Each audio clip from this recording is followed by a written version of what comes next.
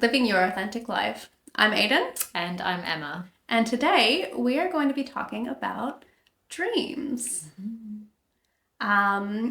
We have mentioned before in the meditation episode especially, kind of the way that meditation was affecting dreams, affecting sleep quality and things like that. So we thought we'd kind of dive a little bit deeper into dreams themselves and things like dream interpretation, why we dream, which is a really interesting topic. Just kind of go from there. I'm gonna let Emma kick it off. Well, I mean, I think we both have such a big interest in this for varying reasons, right? Yeah. Without a doubt. Am I allowed to tell them that you're... Yeah. Okay, Aiden's writing a book about dreams. I am, yeah. Now we've set it online, she has to actually do it. Yeah, accountability, right? You guys are my accountability buddies now. But I have been writing this book for a while, I think. Like, it's been a kind of theoretical idea that I've had for years, but I've only recently started to seriously sit down and write it. And so because dreams is like a huge pivotal point in the book, it's like a science fiction sort of novel. So it's not super, it's set in the real world, but there's a lot of like surreality to it as well. Yeah. Where it kind of suspends reality a little bit with this concept of dreams. And so I've been doing a lot of research about dreams, and it's so interesting that we don't have a lot of answers about dreams and like why we dream and things like that. Yeah, that is something that I've always been really interested in because I have always had very, very vivid dreams. Yeah. Like more often, it's very rare for me to wake up and be like, oh, I don't remember if I had a dream or not, which is funny because my partner almost never remembers his dreams. Similar. The ones he remembers are usually the ones where I'm doing something wrong in his dream. I mean, yeah, Nick is convinced that he doesn't really dream, and that like if he dreams, they're like hardly really, like there's none of that hyper realism that I feel when I dream, because I dream and it's so vivid and I have so much like emotional impact from the dream. Yeah. The other day I woke up from a dream and like the entire dream had been me and Nick fighting, and I woke up and I was like, he's angry at me, I can feel it. And he rolled over and gave me a kiss, and I was like, are we fine then? Like, what's going on? And then it like took my brain a minute to recalibrate, because I was like, okay, most of that emotion is just from my dream, so none of that emotion is actually my conscious emotion. Yes. Yeah, well, I don't know whether to bring this up right now, or whether... Nah, I'll just do it. So I have this theory that when we dream, we're actually just like tapping into other aspects of ourselves. So it's a very multidimensional theory, right? Yeah. That dreams are not just kind of made up stuff or our brains. I think the running theory at the moment from scientists is that it's just our brain processing all of the information that we've had taken in throughout the day, and processing emotions that we haven't been processing in our waking. Yeah, and so part of that theory for me is that the things that we see throughout our day that then play a role in our dream, I think that has just triggered our ability to tap into the aspect of ourselves that is having some experience with that thing or that object or that, whatever it is that appears in your dream. That is a really interesting theory and plays very similarly into the book that I'm writing about dreams. So it's very interesting. The book that I'm writing is a little bit more bizarre than that. It like takes the idea of like, if you're asleep, is your consciousness being utilized by somebody who's awake? Ooh. And so it's like this idea of essentially like a shared consciousness and shared emotions, shared capacity for thought. But in two separate bodies. Yeah. living completely different lives. Yeah. They don't know each other. Exactly. That's super cool. I'm so excited to read this book when it comes out. I feel like I've hyped this book up so much with a few people, and everybody's like, yeah, because you're talking to fantasy nerds, right? Yeah, like, we love fantasy and I'm fiction. so nervous that it's not going to live up. Like, I think I'm getting a little bit of like analysis paralysis about it. I just think that I know the type of stuff that you read. Yeah, and you are a massive like fantasy, sci-fi. Yeah, you know, that genre is I'd say the bulk of what you read, right? Oh, 100%. And has been for years and years. So I can't imagine that you're not like the best person to write this book because of how influenced you are by it. That's obviously gonna make you an amazing storyteller, I think. I think the hardest part for me is that I'm also basing it in reality. So like it's set in the modern world, right? And it's set in, most of it's going to be set in Sydney, and then the later half is going to be set in Berlin.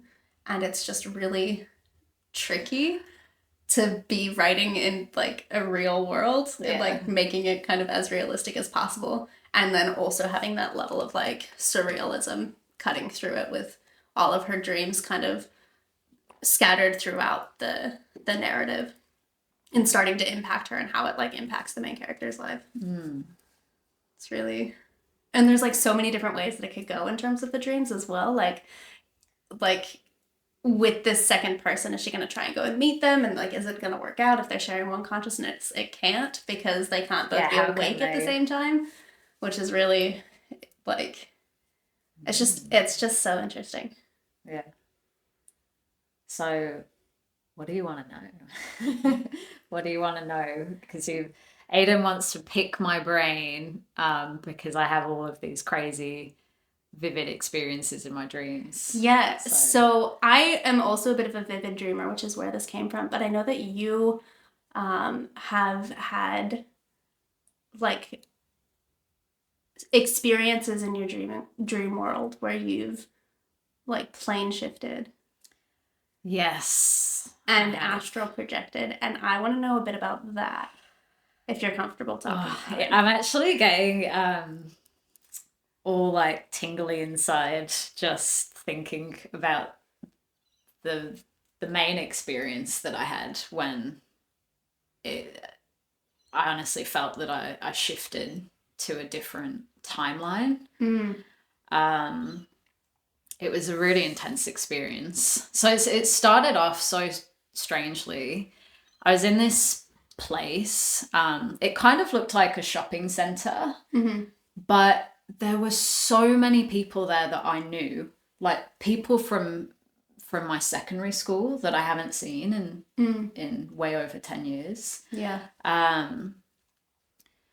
People who I was friends with here in Sydney. Like there was just a lot of familiar faces, which actually for me, that doesn't happen very often in my dreams. Like I'll get a couple of familiar faces, but it was like I knew everyone there.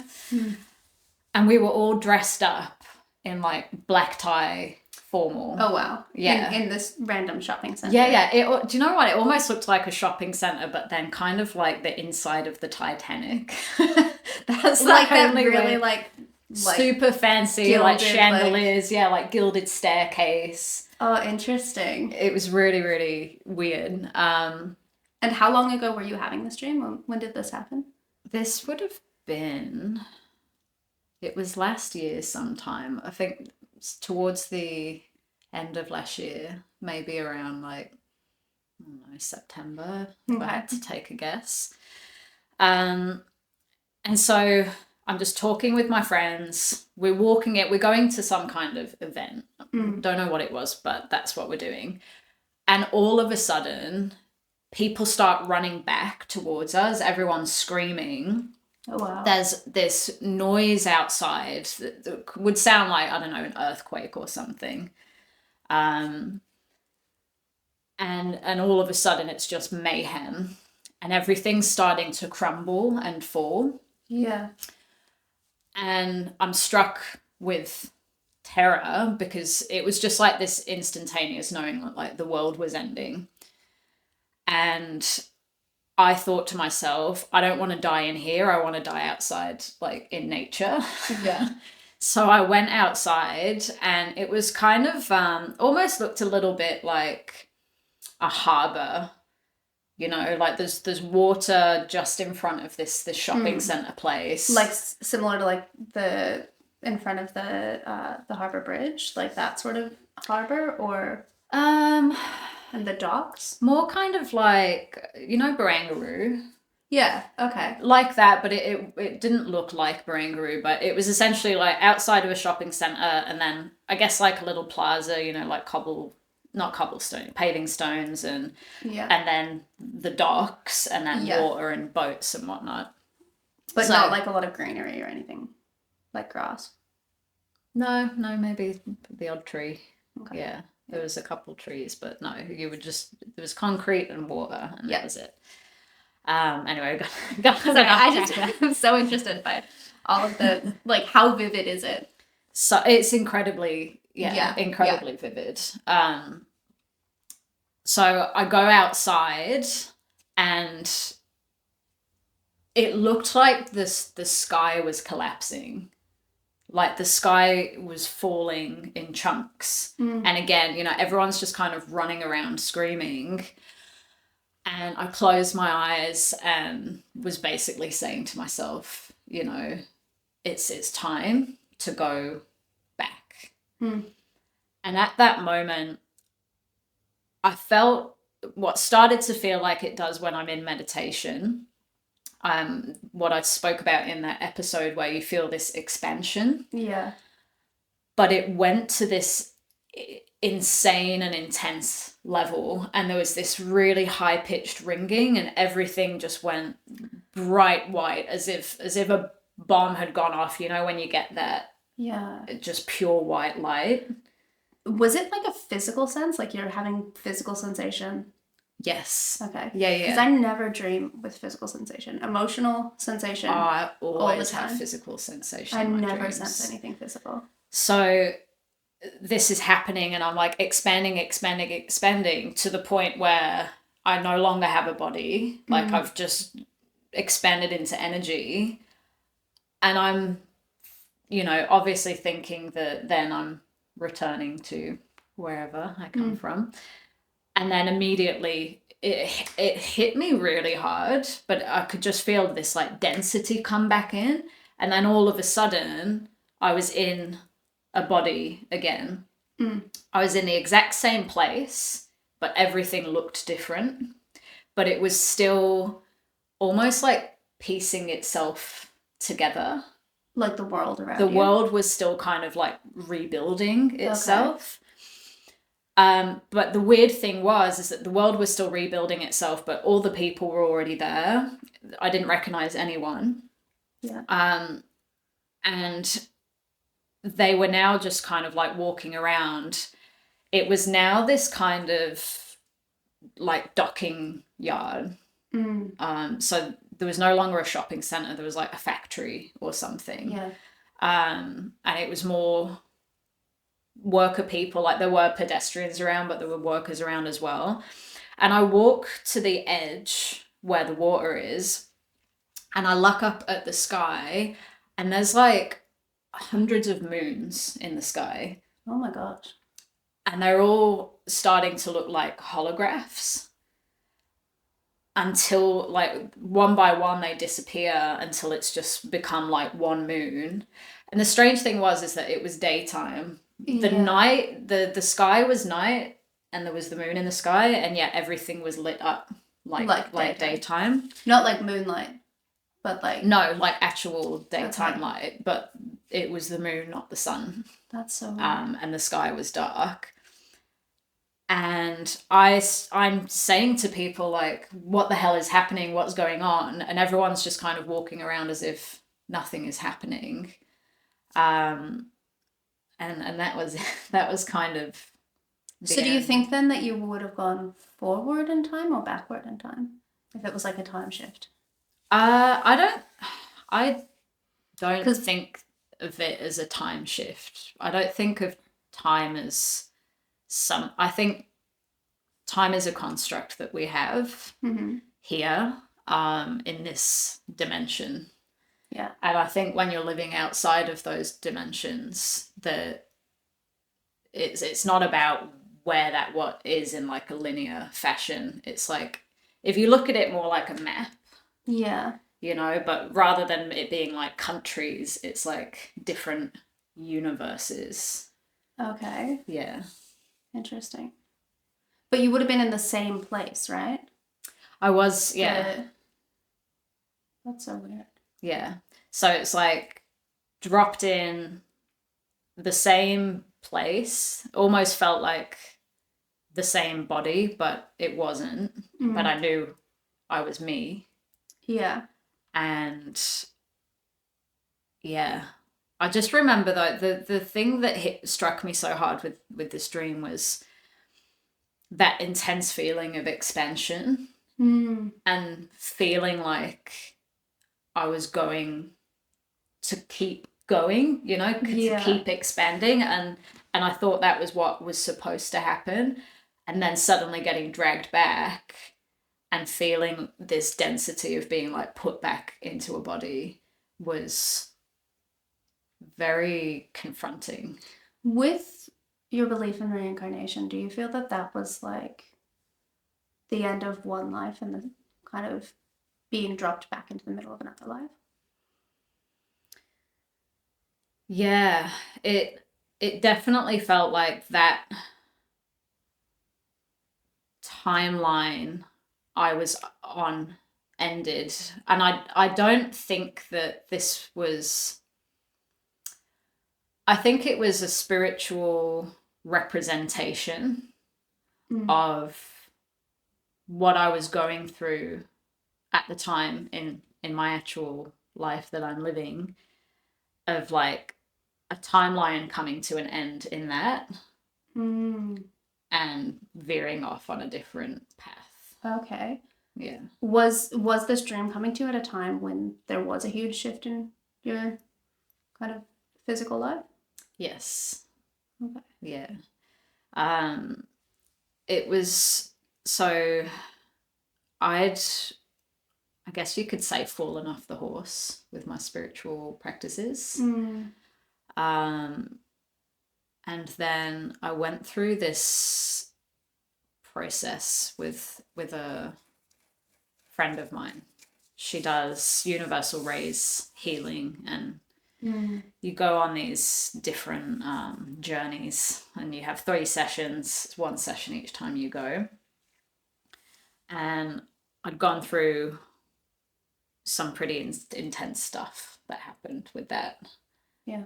And it was, I think, within a few weeks of that having this dream. What was the after effects? What did you take from that? I felt like I had a different understanding of dimensions and how they work. And also, I feel like I know now what it's like to leave your body, because that experience was so real to me. And I've never really been scared of dying. I've had a very peaceful relationship with death for the majority of my life.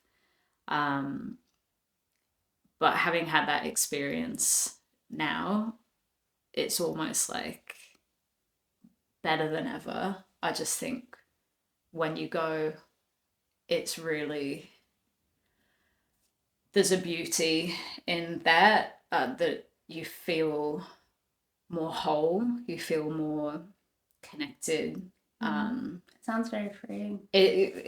Freeing is the perfect word, because it felt like I was just shedding everything, and yeah, going into this mode of like expansion.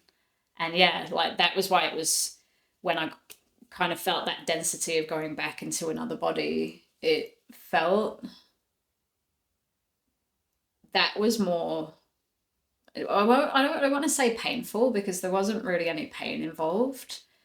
But that was more difficult. That was less pleasant.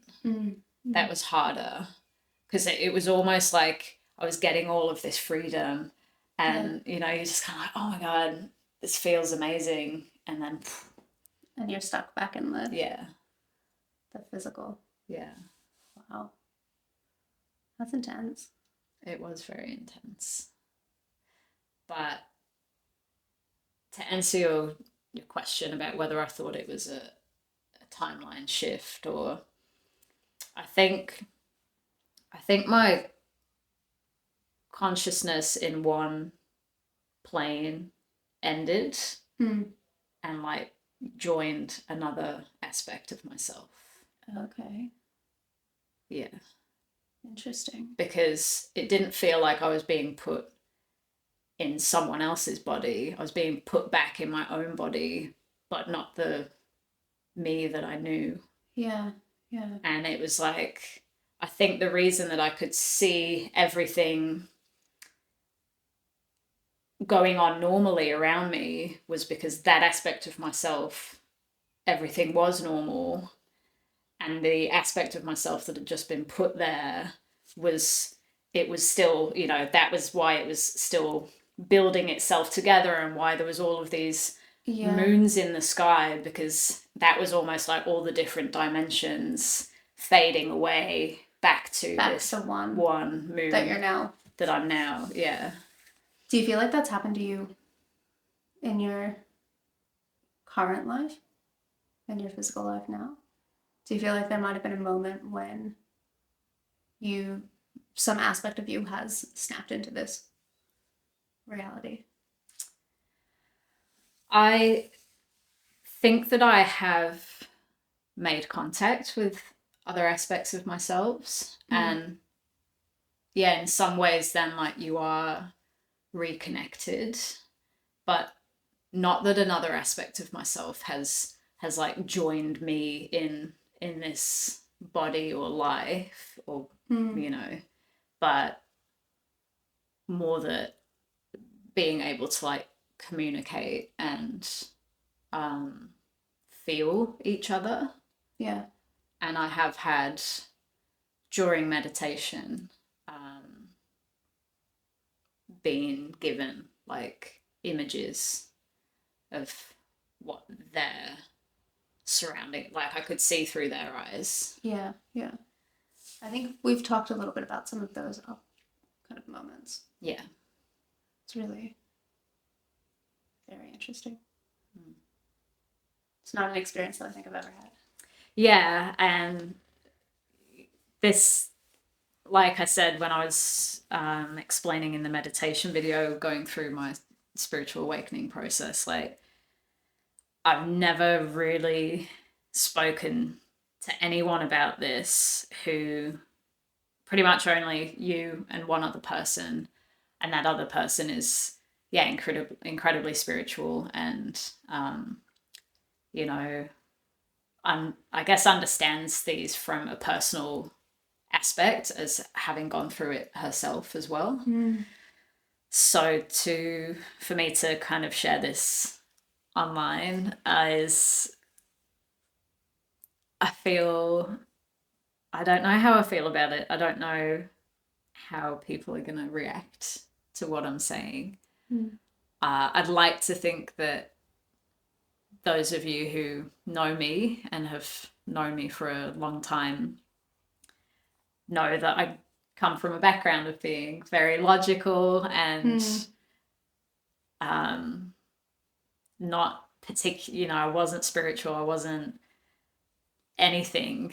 And I'd like to think that I come across as a pretty well-rounded, intelligent individual who isn't crazy. I don't think you're crazy. And if anybody comes at you about it, seriously, guys, be cool. This is a safe space. I think the community that we're building is open-minded. And I believe that they'll even if they have never experienced something like that, Mm. like me, I think that they'll at least show respect to the fact that everybody is living a different existence that can be vastly different in that regard as well. Mm. And I think also with kind of regard to that, there's a level of, I would say, fear that is probably holding most of us from opening ourselves up to experiencing that. Yeah. And that is part of the reason that I do want to start sharing some of my stories, is because I know that it scares me to talk about it so openly. And there may be other people out there that feel like that as well. Mm. I'd really love to meet more people and speak to more people who have gone through, you know, more, I don't know, let's call them mystical experiences, or more, I don't know exactly what I'm trying to say, but just, yeah. Gone through something similar or something otherworldly, and be able to talk about that. Yeah. It's interesting to me. I think that the universe definitely has capacity for these experiences. And I think that because society is so logical and has grounded itself so soundly in the physical, and in physical sciences, and in things that you can explain through. Yeah, well, it's the things that you can have physical proof for. Yeah. And I understand, like, I really do understand the need for that, because that's where I came from. I was like, if I can't have physical proof, then you can't tell me that that's real. Yeah. And something that's spoken about a lot in the spiritual community is that that's part of the problem, is that if you're never willing to look at something that you can't physically see in front of you, and that essentially can't be proved until you've had that experience yourself. But in order to have that experience yourself, you have to open your mind to believing that there is more than what you know, and what can be, defined by science and quantified by science. And I think so interestingly to me is like the lack of knowledge that science has about dreams specifically, and its inability to really kind of explain why we dream, and why we're able to live such vivid experiences while we're sleeping and while our physical body's not doing anything. Yeah, and like you hear these case studies of people who died on the operating table and, was dead for like 8 or 9 minutes. Doctors managed to bring them back, and they could recount what was happening in the operating room. Because they were still there. They were still there. Or there's this, oh gosh, I forgot his name. There's a Netflix documentary on, I think it might be called The Afterlife, or it's basically like accounts of people who died and then had these experiences where they were able to hear conversations, they were able to see what was happening, and not even in the same room, like down the hallway. And that ties in, I think, with dreams, because it's when our physical body is unconscious that we're able to expand. And again, this is why I think body scan meditation is so important, because it's being able to like process all of the information that your physical body is giving you, let that go, and then kind of going further, expanding the consciousness. And as I said, like, you were always still anchored to your body. And I think I actually said until you die, but considering these people had these experiences when they were physically dead, it obviously even surpasses death, probably for a certain period, where you are still anchored to your body, you're still connected to your body.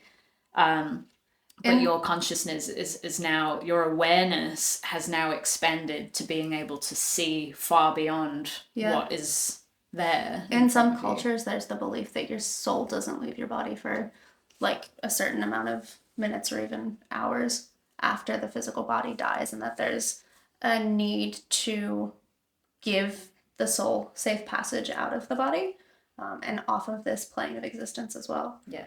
So I think it's very likely that your consciousness, or if your consciousness is a representation of your soul, that it's still here until it is released, until there's kind of that Yeah. release. Yeah. And maybe that's something that the soul itself does. If it knows that there's still time here, or still an ability to kind of have something here. Yeah. Or if it, whatever else is beyond, no, because there are people again that have recounted being there and being told it's not their time, or being given the option to stay or go back. And that to me plays into this whole concept as us having a soul plan and coming here to achieve certain things, learn certain things, and then you can imagine the circumstances where it's like, okay, maybe you've learned what you needed to learn from this life, but you'd like to continue living it, even though you could essentially level up now and like go to the next. You don't have to finish. Yeah. So I find this topic just so incredibly fascinating, and yeah, there's just not a whole lot of. I think there is a lot of study done around this, but I don't think it necessarily comes up with a lot of answers for us. Yeah. And I think part of that reason is that, maybe people aren't talking about what's going on. Maybe people aren't exploring. And probably they're not really willing to as well. Like there's an acceptance with dreaming that since everybody dreams and everybody's experiencing dreams, this should be studied. But because not everybody's experiencing that kind of dying and coming back to life and having those super realistic or supernatural, I guess, experiences, there's less of the desire to look at it, because it's kind of like, okay, that's like an unknown and a bit of a scary thing to think about. Yeah. If you're so grounded in the physical and in this world, and you kind of are living a very scientific and logical life. Yeah. Are you always you in your dreams? Yes. Like you as you are now? Mm-hmm. Okay. I don't think I've ever come across a mirror in my dream. Like I've never had a dream where I've seen my reflection, but I always have the sense that I will look exactly as I look now. Yeah. In my dreams. Yeah. So I've had many dreams over the years where I'm me, but I don't look like me. Yeah. I'm a different person, but I'm still Emma. Like the way that I would think now in this other person's life that's still me but not me. Well, I've had dreams where like the people around me are like my husband or my best friend, but they don't look like my husband or my best friend. But I'm certain that that's Nick. You know that's that person, even though it doesn't look like it. It looks them. completely different. Like you don't even think about it in the dream. You think about it when you wake up and you go like, oh, I know it was Nick was in this dream, but he just didn't look like Nick. Yeah. See, here's my next theory. So my next theory is that I think the more self-aware you become, the more that you will see those differences in yourself in your dreams. Because I think seeing other people, this is, again, it's like how our souls are connected, because often we reincarnate with the same souls. We may have made contracts together, we may have just made a choice to go through certain experiences together. Like I do not believe that this is my first lifetime with Dean as my partner. Hmm. And in other lifetimes, he could have been other people. Yeah. You've told me about that before. Yes. Yeah. And so I think if you take that, because I think a lot of people have experienced that way, someone you know is in your dream, but it just doesn't look like them, but you know it's them because you know their soul, not their physical body, you know their soul. Yeah. And I think with ourselves, yeah, like maybe unless you come across in a mirror in your dream and you don't physically see it, you think, oh, I'm just me because I feel completely the same. But actually, you're in a different aspect of you. I even have the sense that I'll look exactly the same. And sometimes I've dreamt where I'm outside of my body and I see my body. Yeah. And I see my physical self. Yeah. And it's this physical self. It's not any different physical self. Like it's almost like my consciousness has left my physical self, but I know that it's me. Yeah. And it looks exactly the same. Yeah. And I've definitely had dreams where I am just me. Or even me slightly different, like me with longer hair or me with different colored hair or just wearing clothes that I don't recognize, but I still look exactly the same. But because I think as well when I dream, I see all different perspectives. So yeah, it's like you say, like being outside of your body, but also being inside it at the same time. So there's been dreams where, like, although I might not have seen myself in a mirror, I'd still look. My first recount of this was actually my first ever. Was it my first? No, it was maybe my second ever nightmare. I've not had many nightmares, by the way. I have so many. And I actually don't look at them as nightmares anymore. Okay. Because I just look at them as different experiences. But this one happened when I was really young. I was probably about 4, maybe. I was very, very young. And I had this dream where me and this guy were on a horse, and it looked like a period drama, right? Yeah. So at 4 years old, like I wouldn't have even known what a period drama is. Yeah. But I was this woman, maybe like 18 years old, fair skin, really long, blonde, wavy hair, and I was in a white nightgown. And then there was this guy dressed in, one of those kind of like old-timey military uniforms. And we were on this white horse, and it's going through this field. It's stormy. It's not actually raining, but, clouds, lightning, thunder, wind, all of the prerequisites just before it starts raining, that like sense of, and we're panicked about something. Yeah. And so we were going on this horse, and then the guy like disappeared.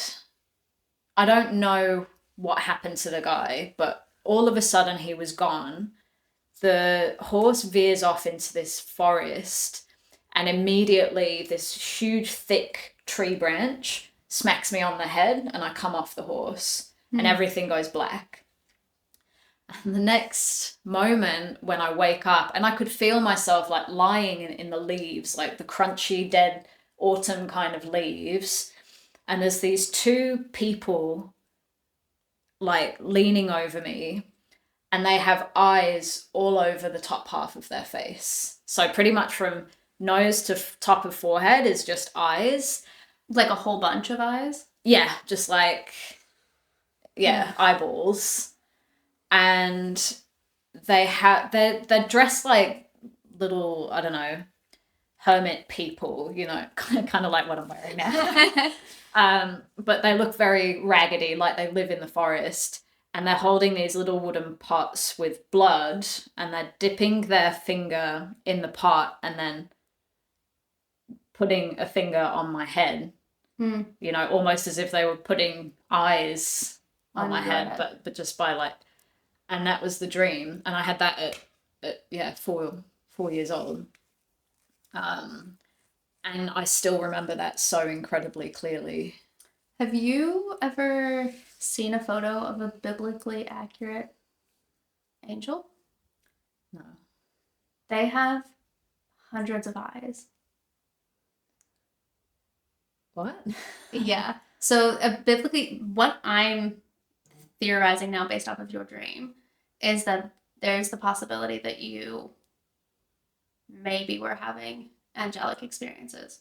Because angels are biblically described as being terrifying, having like hundreds of eyes all over their bodies, and like basically being encased in like this, I guess, idea of flames with big wings behind them. And I'm wondering if there's not a kind of possibility that you've experienced like some other It's like it is really interesting that you say that, because something that really strikes me about this dream is that I should have been terrified by it. And I even remember kind of waking up and them doing this to my face. And I wasn't screaming. It was almost like, strangely, I felt incredibly safe. Strangely, I felt incredibly, almost like they were taking care of me, even though looking at them was yeah, because they look yeah. creepy. So you almost, and when I would talk about this dream, I would call it a nightmare, because in my waking state I was like, that was creepy. And as I grew up, and this dream just always was so clear in my mind. I only ever had it that one time, and I would think like, man, like, how did I have such a creepy dream at such a young age, and why wasn't I scared by that? You know, Yeah. I was scared when I woke up, But like in the dream, but in the dream, scary. I wasn't. Yeah. Yeah. So it's really interesting that you say that, because there was definitely this feeling of like, despite the fact that I should have been scared in that moment, I felt very safe and looked after. That's so interesting. I think it might have been angels. But that also is kind of based off of my own comprehension and understanding of the world and the universe and spirituality. But I see the potential for there to be a lot of overlap as well. In a way that obviously tradition wouldn't want us to look at it. Yeah, exactly. I'm sure a psychologist would pick me apart and have a bunch of stuff to say, but as soon as a psychologist can tell me exactly why we dream, then I'll take a point from that psychologist when it comes to this sort of thing. Yeah. Because I have a couple of dreams that happened in my childhood that were really vivid, very pivotal in like looking back at them now. And actually some of them were recurring. I think I know how I'm gonna die based off of the dreams that I used to have. Tell me more. I'm like 99% sure that I'm either going to have a heart attack and die or die through some other form of suffocation. So like part of a heart attack is that you stop being able to breathe. And I'm pretty sure that my end of life is going to be through suffocation.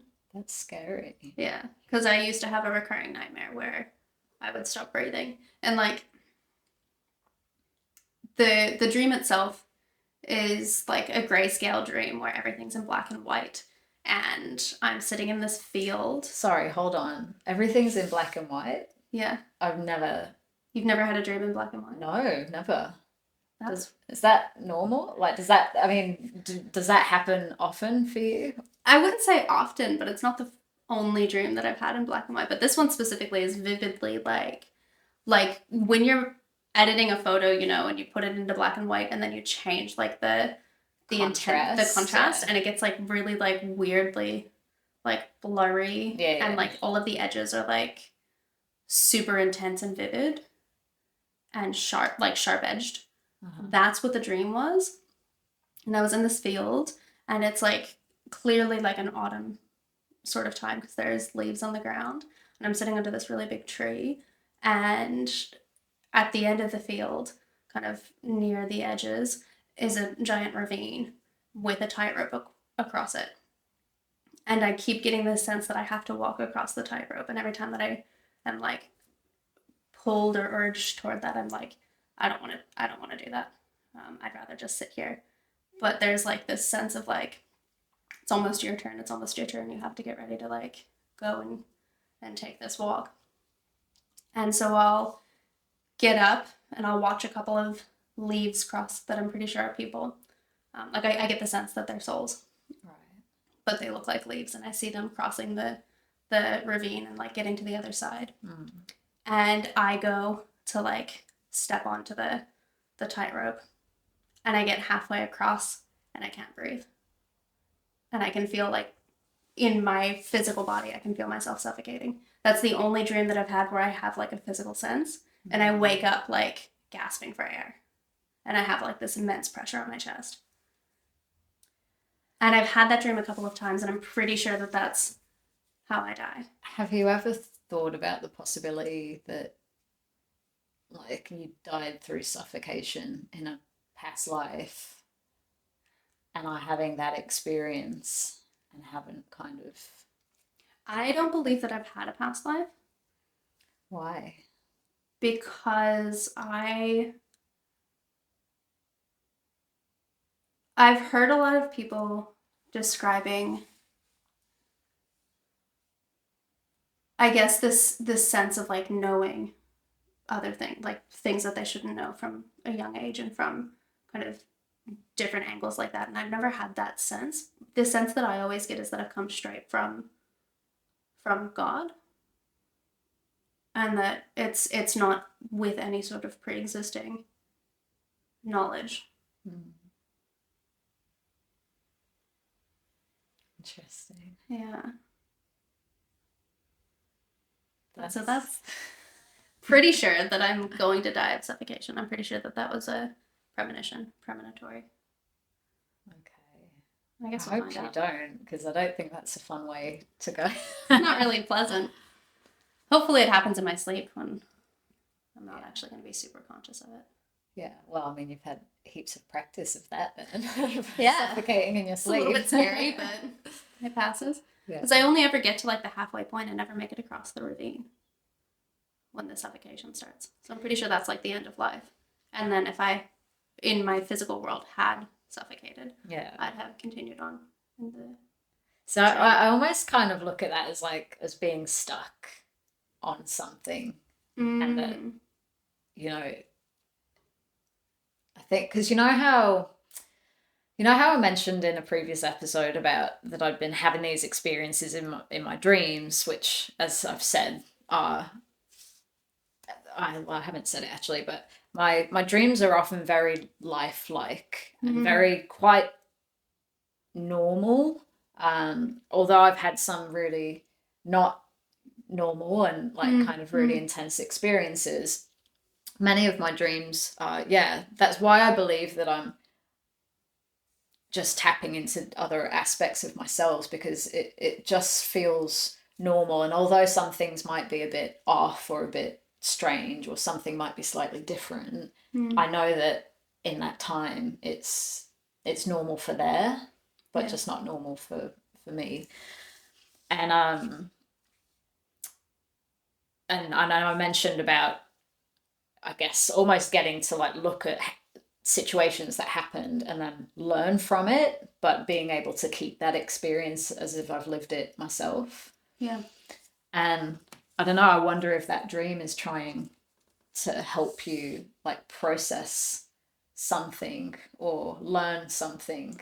I don't know. I haven't had it in a while, but it was recurring when I was in like maybe year 7 through year 10-ish. So kind of pre-high school into high school.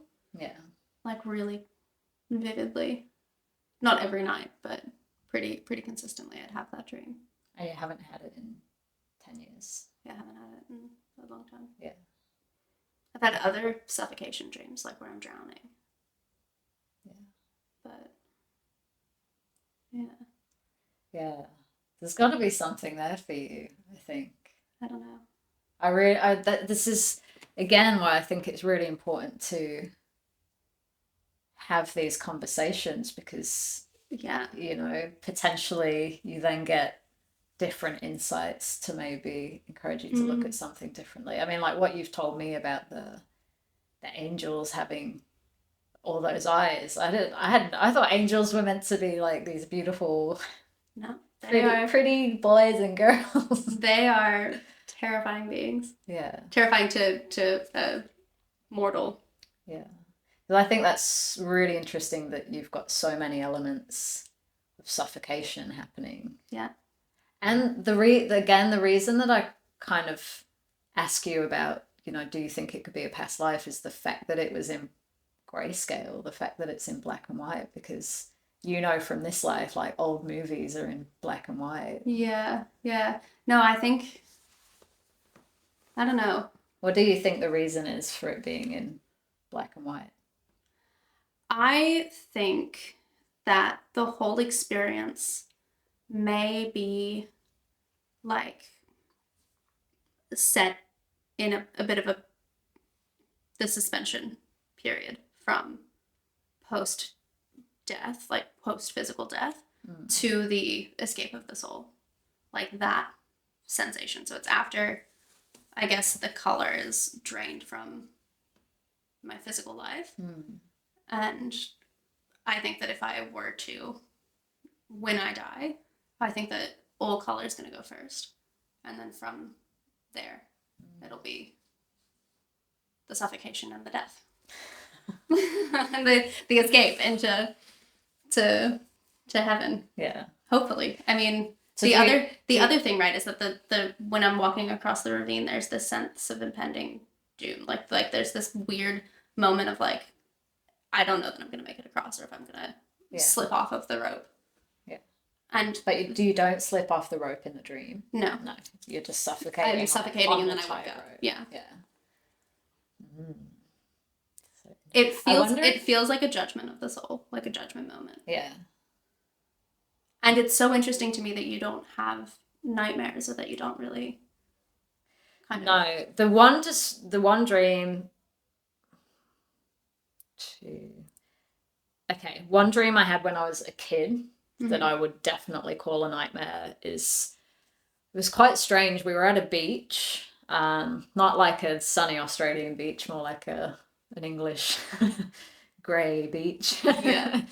And we're stood at the edge of the water, and there's this massive whale, like right on the edge of the water. And me, my mum, my dad, and my brothers are all there. And we're just staring at this whale. And I reach out to touch it, and my dad goes, "No, don't touch it." And then this whale like flips me up in the air, and I'm falling down its throat. And then that's the end of the dream. And I distinctly remember like waking up and crying and like running to my mum and dad's bedroom. So that was my first ever nightmare.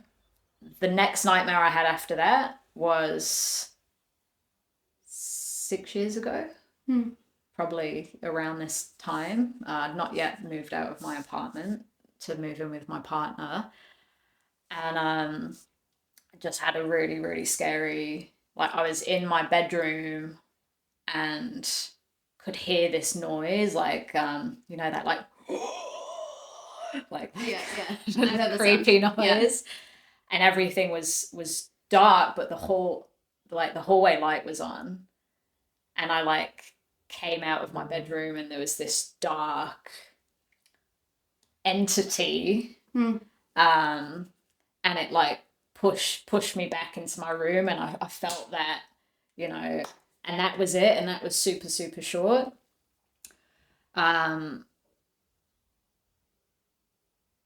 And the next time I've told you about, and I think I'll speak about this in a separate video because that's a really big story. But that, I believed, was more having an experience with a dark entity on like an astral plane. And actually now just thinking about it, that second nightmare that I just spoke about, I think that was probably the same. Yeah.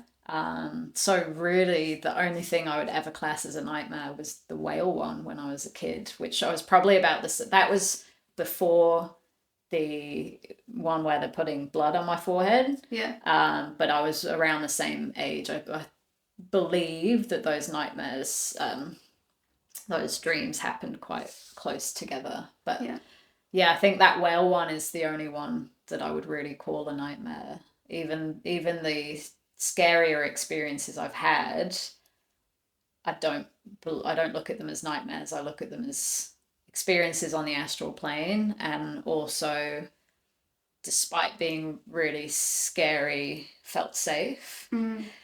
I had one instance of sleep paralysis, and that was terrifying. I was going to ask about sleep paralysis next, because I have only experienced sleep paralysis once that I'm consciously aware of, where we were in our old apartment, the one that we've just moved out of, and I woke up and could hear something moving in the hallway, and my first thought was, okay, that's the cat.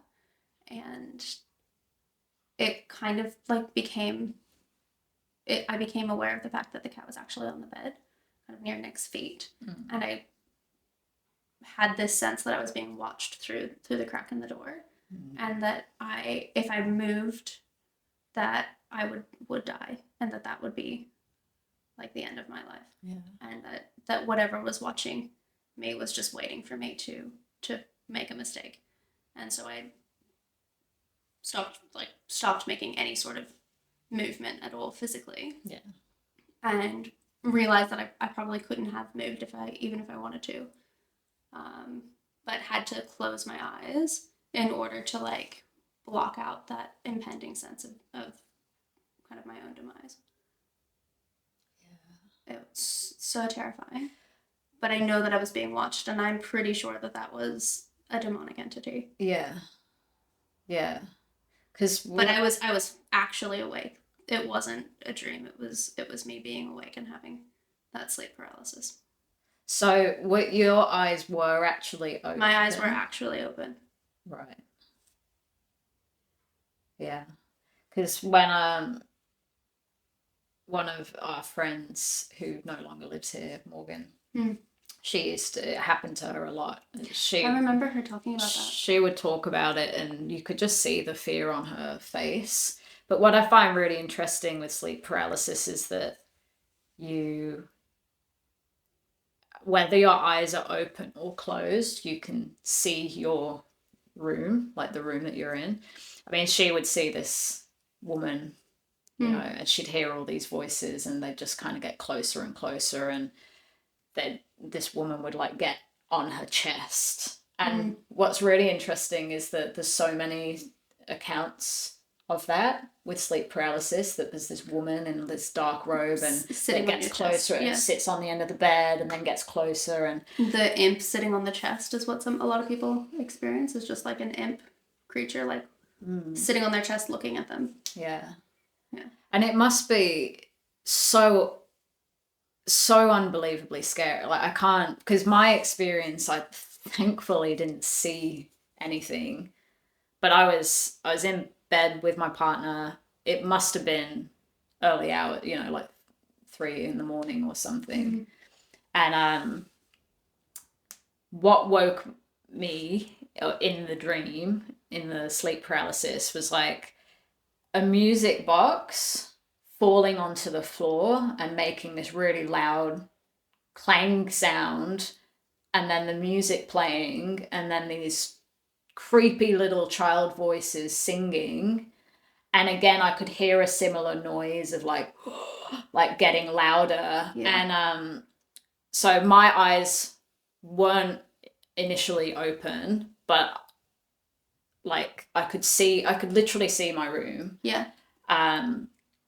And I couldn't move my body, and I was saying to myself in my head, like, we've got to get, like, this isn't real, we have to like wake up. And I could feel myself like punching my arms and like thrashing myself around and screaming Dean's name, and I could see him asleep next to me, and I knew I wasn't actually moving, and yet I could feel myself doing all of these things until I just kept going. And after about 20 seconds, like, I finally woke up, and I literally, like, my eyes smashed open, and I woke up and just, like, lunged forward with a punch, because that's what I was in the middle of doing. Yeah. And my, you know, heart was beating, and yeah. With mine, it lasted probably close to 30 minutes. Oh my God. And I have the sense that it was definitely like 30 minutes passing before I didn't really sleep after that, but I finally, like, was no longer in that weird space of like it had left, I think. Yeah.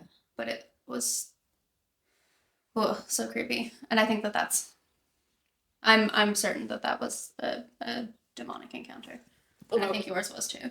I do believe that, but I want to talk more about what that is as well. And I think we'll make this a 2-parter and continue on in the next episode. I think that's because there's just so much more to talk about. We've only just started on nightmares, and there's still so much more to say about dreams. Tons more. Yeah, so we'll hit pause and we will catch you guys next week, continuing on our episode on dreams. See you there.